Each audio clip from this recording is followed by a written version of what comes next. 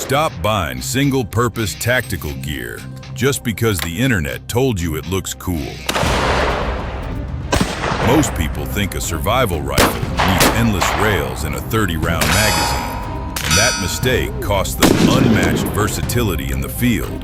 Here is the deal. You think you know what a survival gun looks like? You have never seen anything like the hardware that just dropped in Las Vegas. While the crowd was distracted by the same old black rifles, the true professionals were looking at the only tools that can harvest a bird and drop a predator in the blink of an eye. I am talking about the resurgence of the combination gun. And trust me, these are not your grandfather's farm trucks.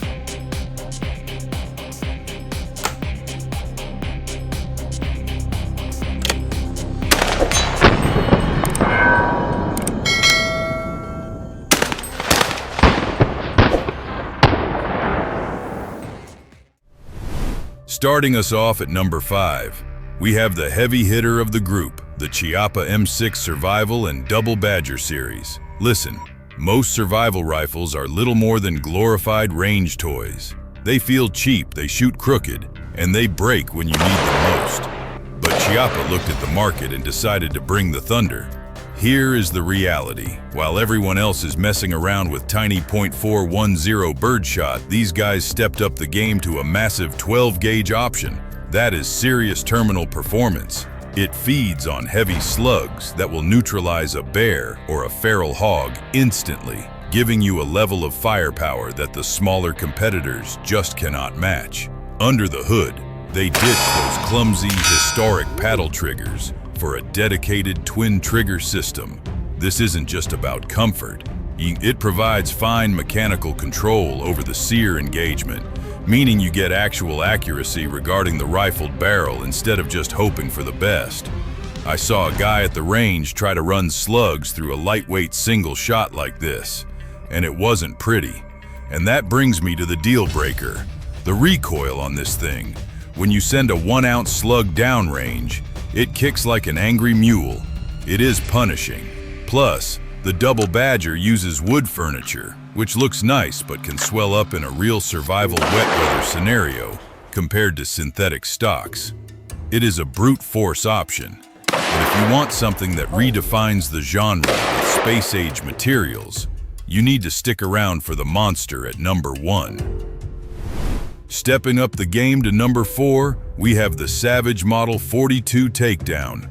Look, I know the fanboys will hate this, but sound off below if you would actually trust a plastic stock when the temperature drops below 0.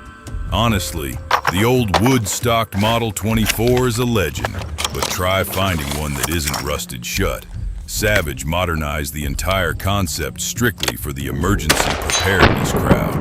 They built this thing with a matte black synthetic polymer stock and satin-finished carbon steel, meaning you can throw it behind the seat of a truck and forget about it until the world ends. It is completely impervious to moisture and rot. Under the hood, it features a brilliant one-button push mechanism located near the forend.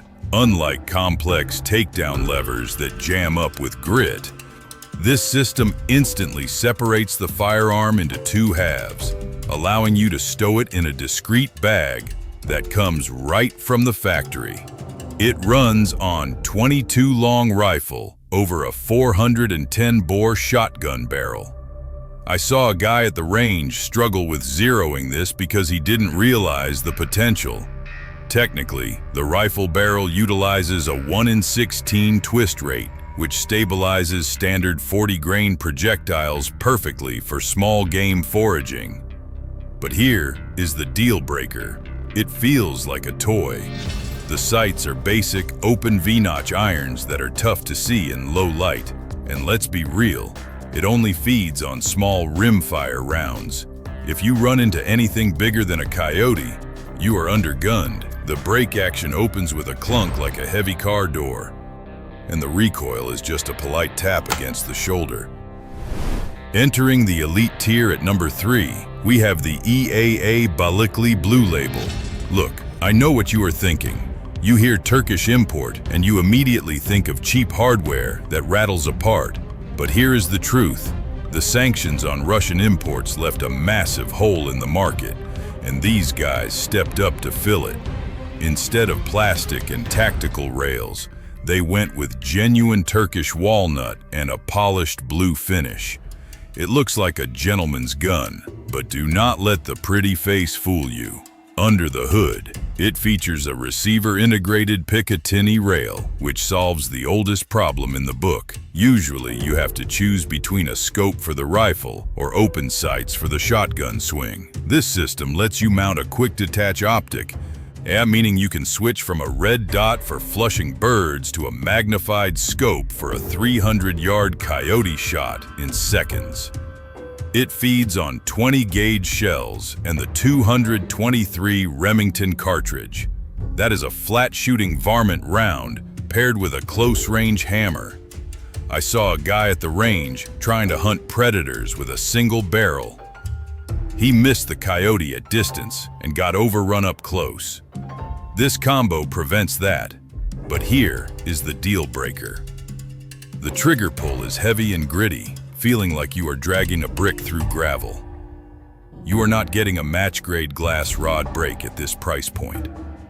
Also, the wood stock is beautiful, but if you drag it through a survival situation, it will scratch and swell. This is solid, but wait until you see the monster at number 1.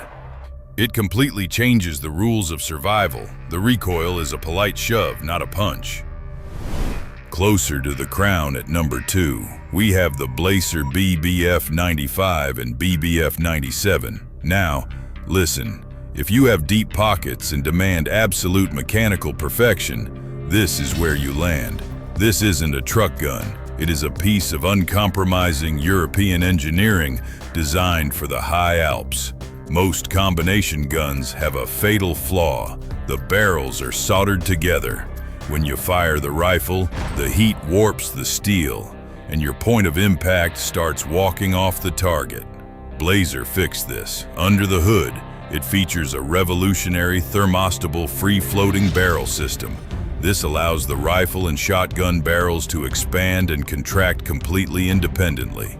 I saw a guy at the range put 3 rounds through a traditional soldered gun, and by the 3rd shot, he was missing the bullseye by 6 inches.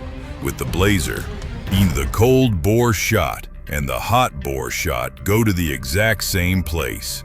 It also uses a manual cocking system instead of a safety. You carry it with the springs untensioned.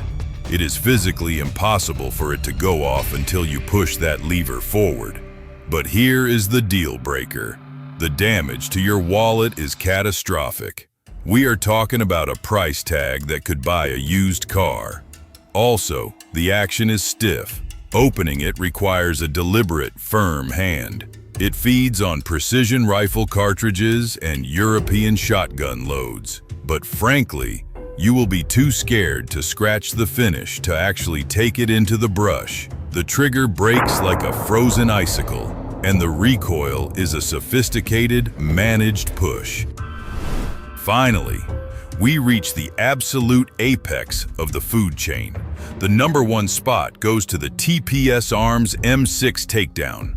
Look, I know the purists are going to scream about the old military models, but here is the truth.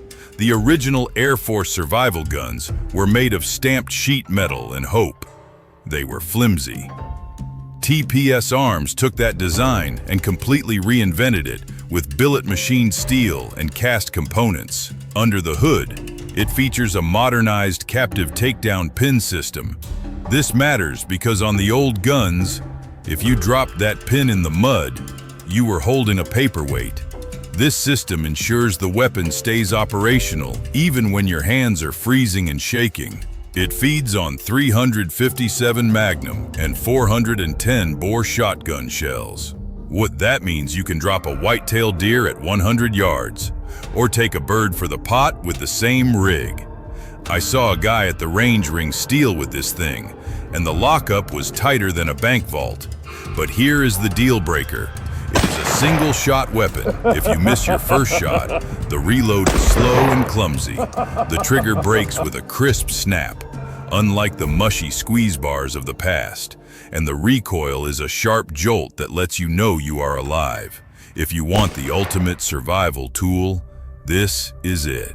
The SHOT Show floor proved one thing this year. The industry is finally waking up.